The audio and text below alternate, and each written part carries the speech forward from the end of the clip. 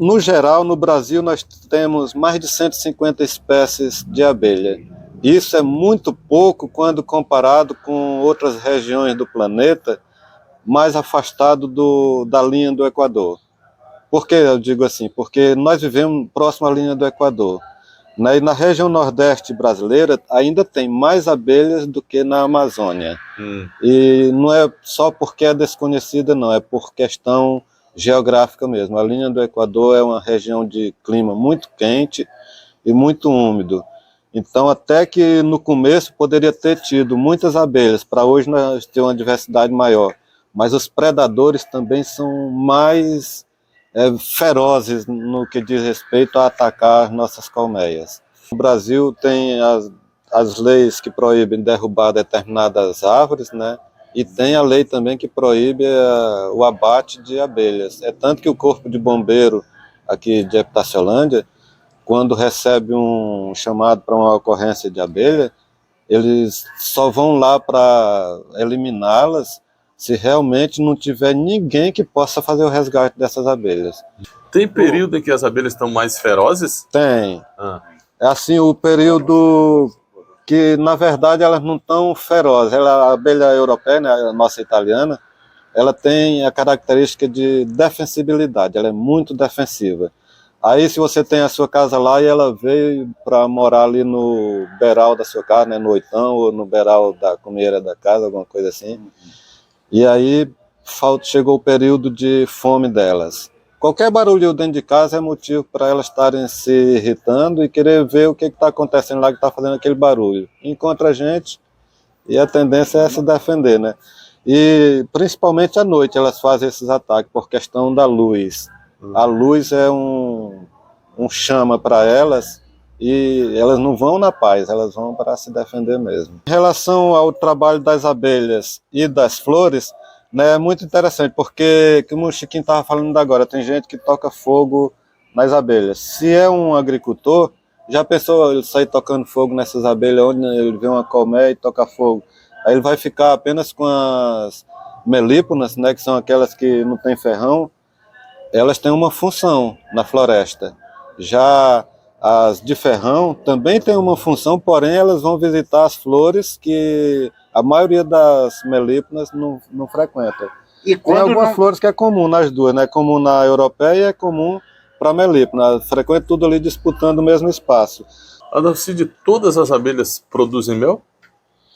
Produzem, mas tem umas que produzem mais e outras menos. Tem umas que tão pouquinho o mel que ela produz, que se você for explorar isso para alimentação humana ou para medicamento, não compensa. Tá? Mas ela tem uma importância também no meio ambiente. Aqui para nossa região, o pessoal fala muito na jandaíra. A jandaíra é uma espécie que está quase que em extinção aqui no nosso estado, porque só tem naqueles lugares mesmo de difícil acesso, onde a motosserra não chegou com essa função de funcionar diariamente, né? Porque ela se localiza mais no alto das árvores, né? Nos galhos das árvores, ela está mais no topo da floresta. Então, e a colmeia dela não é uma colmeia grande, tem poucas abelhas, acho que pode chegar a ter menos de 1000 abelhas numa colmeia de jandaíra. É tanto que a produção de mel dela também é 1 litro, 2 ou 3 litros. E é uma abelha muito difícil. E é difícil da gente lidar também. Aí um indício de que aquele meio ambiente não está bom, é um meio ambiente que está doente, se não tiver abelha. Você andar muito tempo na floresta e não ver nem zoada de abelha, não ver nem uma colmeia no oco de uma árvore, nem nada. Tem de duas coisas, uma está precária ali, ou você não teve atenção devida para observar isso, ou se você observou direitinho, teve essa atenção e não viu nada disso, então aquele meio ambiente está doente, está precisando de um socorro. Cidadão que está assistindo a gente e de repente se interessou em ser um apicultor, tem mercado aqui para nossa região? Rapaz, tem, Chiquinho, ó. E assim, não precisa nem a pessoa vender nos mercados, nas farmácias, nem nada não. Bom, depende também da quantidade de mel que produzir, né? Mas as próprias pessoas são consumidores diretos do mel. E assim, o ano passado eu colhi pouco, né, considerando aí a produção de outras pessoas que fizeram o curso junto comigo. Né, eu colhi 86 litros de mel, mas não dava para quem queria. Muita gente procurava, tem mel? Tem, e daí a pouco tem mel? Tem não. Quando é que vai ter? Agora vai depender das abelhas, não depende muito do querer da gente. Que também não depende do querer das abelhas, depende da disponibilidade de flores que tiver naquele ambiente. Aí assim, tu tocou num assunto interessante, a questão do mercado. Eu só tenho 10 colmeias, né, de apis mellíferas. E aí então, se eu quiser registrar para vender em outro município, eu registro do jeito que está, só que não compensa muito. O ano passado eu tinha 11 colmeias, dentro de um mês eu perdi 5. Aí recuperei, daí a pouco perdi 4. E recuperei de novo. Não recuperei todas, eu ainda tenho que recuperar mais uma, né? Que eu tinha 11 e estou só 10 agora. Qual é o lado que você acha que, por que o motivo que perdeu? Porque chegou o período de fome delas e eu não olhava internamente dentro das colmeias. Eu passava pela frente e via o fluxo de abelha entrando e saindo, essa colmeia tá boa. E deixe que dentro estava só, que me diz o ditado popular, só o bagaço. Quando eu resolvi, eu vi que tinha perdido 3. Aí abri outras, já tinha outras 2 que já estavam sem jeito também. A cera toda comida e só tinha teia de aranha dentro. E os quadros onde a gente utiliza para elas fazerem os favos, estava cheio da pulpa da traça. Não teve como eu recuperar mais essas 2 que ainda estavam lá. Elas foram embora também, então perdi 5 de uma vez. E perdi até os quadros também, porque ela entrava, rói os quadros igual um besouro daquele que você derruba uma árvore lá e ele fica lá e ele vai lá e rói. Assim a traça roeu os quadros, estragou os quadros de 5 colmeias. E é caro para a gente comprar esses quadros pela internet, que é ruim de fazer, da gente fazer. Como disse, tem muitas abelhas que quando elas lotam a sua produção, ela se termina, muitas delas, às vezes, sugar o mel que ela produziu e vão embora e deixam as colmeias todas vazias. Um motivo deu o conhecimento dela que aquele lugar não estava conveniente para ela. É verdade, a abelha é muito sensível, seu Manuel.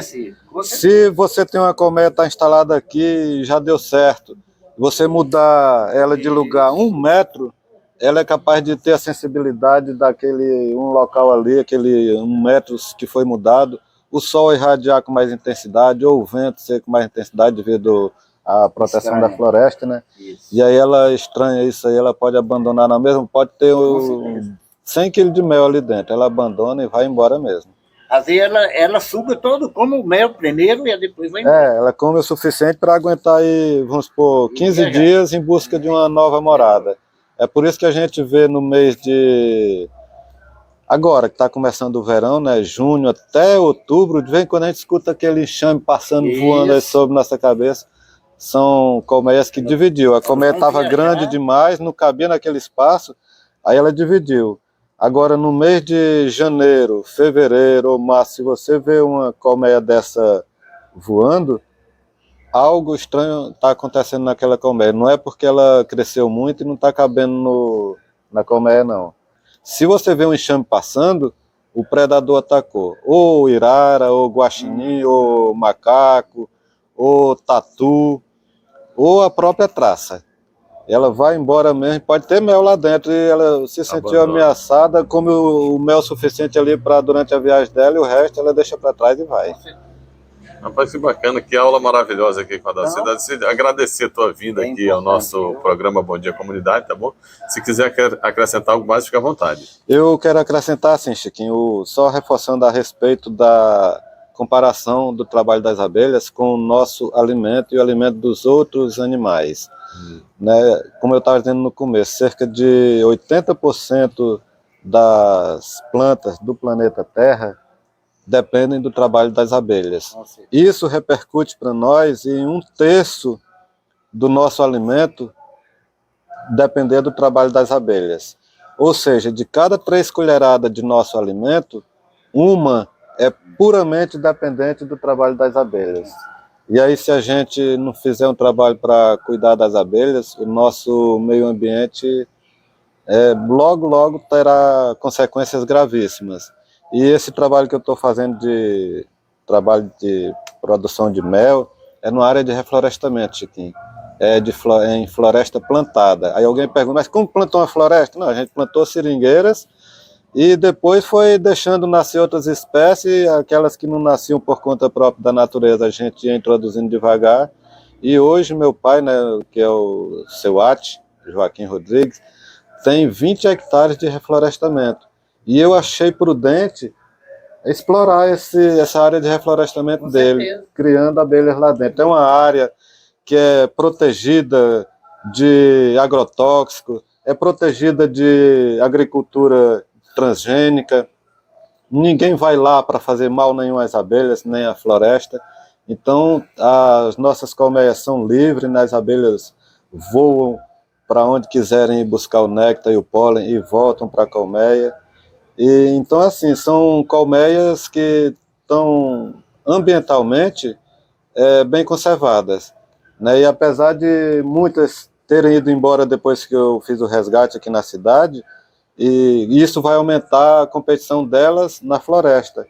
Mas a gente está fazendo um trabalho voltado para o meio ambiente, né? Primeiro plantamos árvores e agora estamos colhendo, não é o fruto dessas árvores, mas o néctar, né? E assim, o trabalho do mel, da produção de mel, não é só o mel, né? Vem todos outros subprodutos derivados do trabalho das abelhas, né? Vem o pólen. Eu ainda não sei trabalhar com a produção de pólen, mas eu espero que o curso que eu estou fazendo a gente aprenda isso. Aí vem a produção de própolis, e aí a gente está pretendendo também trabalhar com subprodutos, né, da própolis e do mel na área cosmética, né, fazer creme para o rosto, fazer sabonete e um monte de subprodutos aí que está dando valor ao mel e trazendo saúde para a nossa população. Chiquinho, eu gostaria de, antes de encerrar aqui para ti, fazer uma oferta para ti aqui. Deixa eu pegar aqui. Eu ia pedir para você apresentar o produto aí. Aqui eu trouxe uma amostra aqui, né, uma bisnagazinha do mel, olha só aí, ó. Mel puro de abelhas. Aí tem aqui, nossa pureza, sua doçura. Esse adesivozinho aí está dando informações do local onde é produzido, né, que é em área de reflorestamento, longe de agrotóxicos, longe de culturas transgênicas, né, e que os animais, né, no caso as abelhas, vivem soltas, vivem livres, lá não tem esse negócio de cativeiro. Aí, aqui atrás tem as informações nutricionais, temos de como conservar esse mel. Pode ser que ele cristalize, né? Muita gente chama açucarar, mas tem diferença de açucarar para cristalizar. Cristalizar, se você pega com o cabo de uma colher ou com a faca mesmo, e esfrega um dedo contra o outro, sente macio. E o açucarado não, você sente áspero, como se fosse areia. E aí tem diferença. Se for xarope, ele açucara. No caso, se for mel, ele vai cristalizar. E ele cristalizado também ele tem propriedade diferente, que quem usa como medicamento ainda é até melhor. É isso, seu Manuel, um presente para o senhor, viu? Muito que Deus lhe abençoe, que o senhor possa fazer bom uso disso aí. Realmente, por isso que eu estava um pouquinho explorando você. A gente também entende, não entendo que nem você, mas você está de parabéns pelas suas explicações. Eu quero agradecer também aqui ao Chiquinho, ao espaço que ele nos concede aí, através desse trabalho dele aí. E a gente, como um apicultor, é tudo que a gente mais quer ver o nosso meio ambiente sadio. Eu estava falando aí no reflorestamento lá que meu pai fez, como uma prática bem visível para quem quiser ver. Houve uma nascente de água que surgiu depois que essas árvores lá cresceram e tomaram um determinado porte. Houve uma nascente de água que na qual é a nossa fonte, da onde a gente tira água para o consumo de casa. Tá, Aquele então, plantio de castanheira. nós temos mais de 600 castanheiras ali, seu Manel. Quando estiver produzindo, se der uma lata de castanha uma pela outra, já pensou? É um seringal lá da região extrativista, tá? E agradecer também aos ouvintes da 90.3, né? Que é o povo da nossa comunidade, no qual são pessoas do convívio da gente, né? Então a gente agradece muito a isso também.